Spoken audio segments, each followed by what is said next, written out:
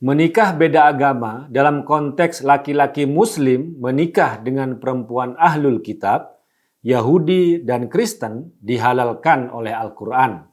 Perkara halal tidak boleh diharamkan karena yang menghalalkan Allah Subhanahu wa taala. Nabi Muhammad sallallahu alaihi wasallam saja dilarang mengharamkan suatu hal yang sudah dihalalkan oleh Allah Subhanahu wa taala.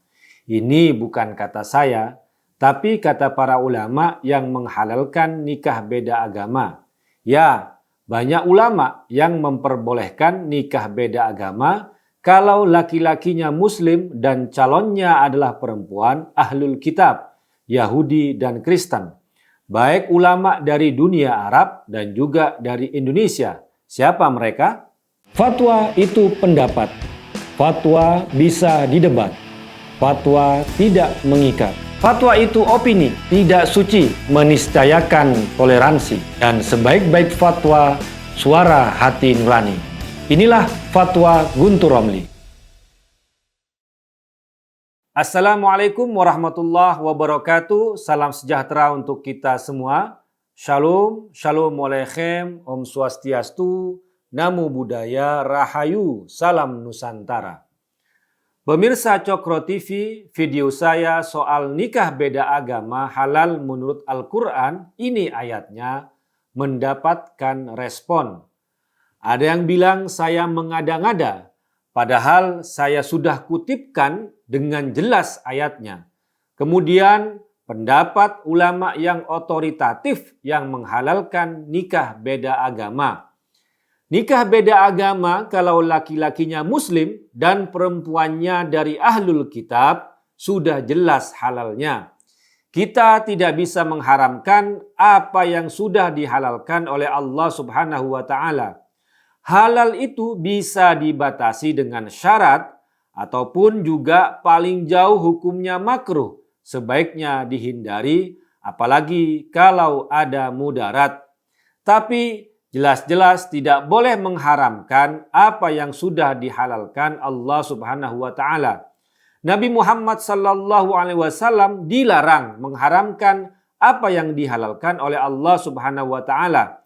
Ada kejadian khusus terkait masalah ini dan kemudian diabadikan dalam salah satu surat Al-Qur'an yang bernama At-Tahrim, artinya pengharaman. Al-Kisah Nabi Muhammad sallallahu alaihi wasallam baru minum madu putih di kediaman salah seorang istrinya, Sayyidah Zainab binti Jahshin radhiyallahu anha. Kemudian istri-istri beliau yang lain, Sayyidah Aisyah binti Abi Bakrin radhiyallahu anhuma dan Sayyidah Hafsah binti Umar bin Khattab radhiyallahu anhuma cemburu dan memprotes karena ada aroma dari mulut Nabi Muhammad sallallahu alaihi wasallam. Untuk menenangkan dan membuat dua istrinya itu tidak marah, tidak ngambek, Nabi Muhammad sallallahu alaihi wasallam berjanji, bahkan bersumpah, tidak akan pernah minum madu putih lagi. Sabda itu dianggap Nabi Muhammad sallallahu alaihi wasallam mengharamkan madu putih. Melihat kejadian itu, Allah Subhanahu wa taala menegur Nabi Muhammad sallallahu alaihi wasallam. Ya ayyuhan nabi, lima tuharrimu ma ahallallahu laka tabtaghi mardata azwajika. Wahai Nabi, mengapa engkau mengharamkan apa yang dihalalkan Allah bagimu? Engkau ingin menyenangkan hati istri-istrimu? Quran Surat At-Tahrim ayat 1. Firman Allah Subhanahu wa taala itu menegaskan larangan mengharamkan apa yang sudah Allah Subhanahu wa taala halalkan hanya demi menyenangkan orang lain. Demikian pula kasus nikah beda agama kalau laki-lakinya muslim menikah dengan perempuan dari ahlul kitab sudah jelas sekali ayatnya halal. Maka tidak bisa diharamkan misalnya dengan alasan untuk menyenangkan hati umat Islam. Karena ada polemik misalnya agar menyenangkan pihak yang tidak setuju dengan nikah beda agama dengan alasan apapun kemudian diharamkan. Dalam contoh yang lebih sederhana misalnya hukum makan jengkol. Apa hukum makan jengkol? Jelas, mubah alias boleh alias halal. Tapi ada yang tidak suka jengkol karena alasan bau. Baginya makan jengkol bisa disebut dengan makruh atau dia tidak suka, dia hindari atau bisa dia benci. Tapi ada yang sangat doyan makan jengkol karena bikin tambah nafsu makan. Kalau makan mesti cari jengkol. Baginya makan jengkol bisa disebut mustahab, sunnah. Dia suka sekali. Yang perlu dicatat, yang tidak suka bahkan benci jengkol tidak bisa membuat fatwa untuk umum makan jengkol haram karena dia sendiri tidak suka. Atau yang doyan jengkol kemudian bikin fatwa makan jengkol hukumnya wajib karena dia doyan. Nah, tidak bisa kita mengharamkan perkara yang halal, juga tidak bisa menghalalkan perkara yang haram. Ini bermain-main dengan hukum dengan alasan emosional semata. Kalau sikap untuk pribadinya ya silahkan saja. Demikian pula kasus nikah beda agama, kalau laki-lakinya muslim dan calonnya adalah perempuan ahlul kitab yang sudah jelas halalnya yang tidak bisa diharamkan. Ada banyak ulama-ulama yang menghalalkan nikah beda agama kalau laki-lakinya muslim dan perempuannya dari ahlul kitab. Salah satunya saya sudah kutipkan pendapatnya di video sebelum ini, Syekh Profesor Dr. Wahbah Zuhaili, alumnus Al-Azhar, pakar fikih, tafsir Al-Quran dan hukum positif. Menurut Syekh Wahbah Zuhaili, menikah dengan perempuan ahlul kitab boleh menurut kesepakatan ulama, ijma' ulama. Wa qad ajma'al ulama'u ala ibahati zawat bil kitabiyat. Dan para ulama telah bersepakat ijma' atas dibolehkannya menikahi perempuan-perempuan ahlul kitab sebagaimana firman Allah Subhanahu wa taala dalam surat Al-Maidah ayat 5. Kemudian Syekh Profesor Dr. Ali Gumuah kalau dalam dialek Mesir yang biasa melafalkan jim jadi ghin. Gamal Abdul Nasir dari Jamal Abdul Nasir. Nama saya juga awal-awalnya di Mesir ditulis pakai jim, juntur. Kalau orang Mesir baca memang jadi guntur. Juntur dibaca orang Indonesia bisa jadi jontor. Bahaya ini. Nah, Syekh Ali Jum'ah, mantan mufti Mesir juga memperbolehkan menikahi perempuan ahlul kitab, Yahudi dan Kristen. Wa abahal islamu lil muslimi ay yatazawwaj bi ghairil muslimah idza kanat min ahlil kitab al yahud wan nasara. Islam memperbolehkan seorang muslim menikah dengan perempuan non-muslim kalau dari ahlul kitab, Yahudi dan Kristen sesuai firman Allah Subhanahu wa taala dalam surat Al-Maidah ayat 5. Juga Syekh Profesor Dr. Yusuf Al-Qaradawi, alumnus Al-Azhar, dikenal pakar fikih yang saat ini tinggal dan menjadi warga negara Qatar, salah satu tokoh senior Ikhwanul Muslimin IM yang memperbolehkan nikah beda agama kalau laki-lakinya muslim dengan perempuan ahlul kitab. Al-aslu fi zawaj min nisa'il ahlil kitab indal jumhuril muslimin huwa al-ibahah. Dasar hukum menikah dengan perempuan ahlul kitab bagi mayoritas orang Islam adalah diperbolehkan. Kemudian terkait ada pendapat yang melarang nikah dengan perempuan ahlul kitab yang bersandar pada pendapat Ibnu Umar radhiyallahu anhuma yang mengutip ayat yang melarang menikah dengan perempuan musyrik dalam Quran surat Al-Baqarah 221, Syekh Al-Qaradawi mendukung pendapat mayoritas yang memperbolehkan.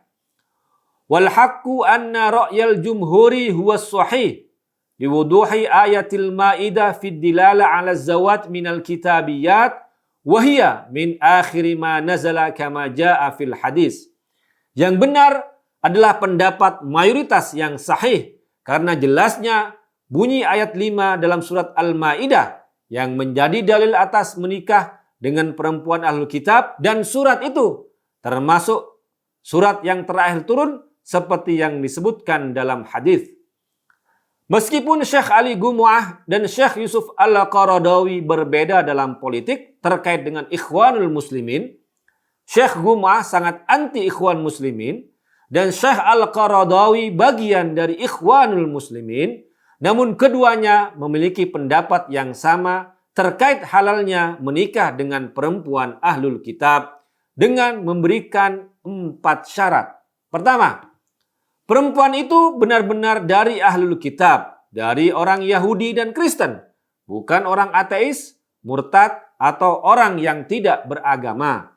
Yang kedua, perempuan itu benar-benar wanita baik dan terhormat sesuai dengan firman Allah Subhanahu wa taala dalam surat Al-Maidah ayat 5. Ketiga, perempuan itu tidak dari golongan ahlul kitab yang membenci dan memusuhi Islam. Keempat, pernikahan itu tidak menimbulkan fitnah, kekacauan, dan mudarat. Demikian pula Syekh bin Baz yang dikenal dari ulama mazhab Hambali, tokoh dari varian Wahabi, mufti kerajaan Arab Saudi, memperbolehkan menikah dengan perempuan ahlul kitab. Begini kutipan teksnya. Fallahu abahalana al-muhsanat min ahlil kitab. Idza dafa'na lahunna ujurahunna wa hiyal muhur.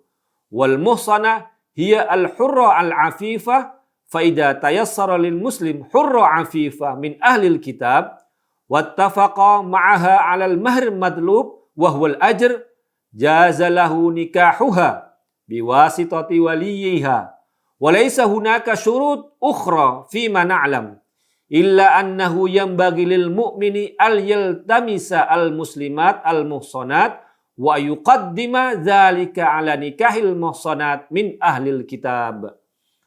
Allah Subhanahu wa taala memperbolehkan menikah dengan perempuan baik dari ahlul kitab apabila menyerahkan mahar. Al-muhsanah maksudnya adalah wanita yang merdeka dan terhormat. Apabila seorang muslim dijodohkan dengan wanita yang merdeka, terhormat dari ahlul kitab dan bersepakat soal mahar, maka diperbolehkan menikah dengannya melalui wali dia. Tidak ada syarat lain yang kami tahu. Tapi sebaiknya seorang mukmin mencari wanita muslimah yang terhormat yang diprioritaskan daripada menikah dengan perempuan terhormat dari ahlul kitab. Ulama dari Indonesia, Profesor Dr. Al-Habib Muhammad Quraish Shihab, pakar tafsir Al-Quran yang menulis tafsir Al-Misbah, memperbolehkan menikah dengan perempuan ahlul kitab. Pendapat Profesor Quraish Shihab tersebut bisa kita baca dalam tafsir Al-Misbah, buku berjudul Perempuan, dan rubrik fatwa di harian Republika. Saat beliau menjawab pertanyaan dari orang yang bernama Bambang. Perkawinan dengan wanita ahlul kitab menurut mayoritas ulama dibenarkan berdasarkan firman Allah dalam Al-Quran surat Al-Maidah ayat 5. Anda perhatikan bahwa syaratnya adalah wanita-wanita yang baik-baik. Memang sejak dahulu ada juga pendapat ulama yang mengharamkan perkawinan antara seorang pria muslim dengan wanita Yahudi atau Nasrani dengan alasan mereka juga musyrikah. Namun pendapat ini tidak didukung para banyak ulama dan praktek yang dilakukan oleh sebagian sahabat Nabi Muhammad SAW. Demikianlah pendapat para ulama baik dari dunia Arab dan Indonesia yang memperbolehkan menikah beda agama kalau laki-lakinya muslim dan calonnya perempuan ahlul kitab. Ini hanya sebagian ulama saja yang bisa saya kutipkan karena masih banyak ulama yang lain yang memiliki pendapat yang sama. Kesimpulannya, menikah beda agama kalau laki-lakinya muslim dan perempuannya ahlul kitab, Yahudi, Kristen diperbolehkan menurut mayoritas jumhur ulama Islam. Namun, hukum boleh tidak sama dengan anjuran seperti yang sudah saya jelaskan di video sebelumnya. Wallahu a'lamu bissawab. Wassalamualaikum warahmatullahi wabarakatuh. Fatwa itu pendapat. Fatwa bisa didebat. Fatwa tidak mengikat. Fatwa itu opini, tidak suci, meniscayakan toleransi. Dan sebaik-baik fatwa, suara hati nurani. Inilah fatwa Guntur Romli.